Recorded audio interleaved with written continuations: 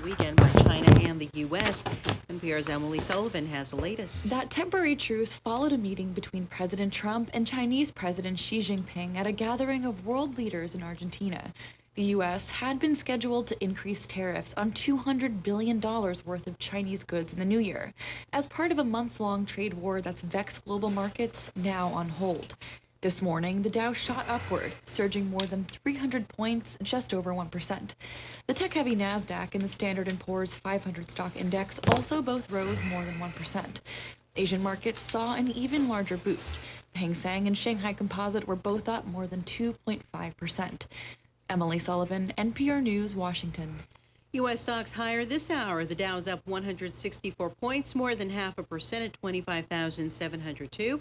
The Nasdaq is up more than 1% at 74.05. This is NPR News. A Russian Soyuz rocket has successfully lifted off from Kazakhstan in the first such launch since a crash in October. NPR's Lucian Kim reports from Moscow.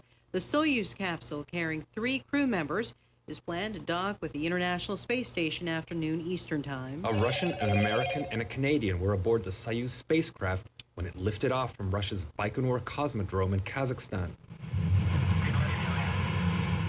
In October, a manned flight to the International Space Station had to be aborted, and an American astronaut and Russian cosmonaut made a safe but harrowing descent from 30 miles into the atmosphere. The Russian space agency Roscosmos later said the cause of the accident was a defective sensor. After NASA retired the space shuttle in 2011, Russian Soyuz rockets have been the only way to get people to the International Space Station. Lucian Kim, NPR News, Moscow.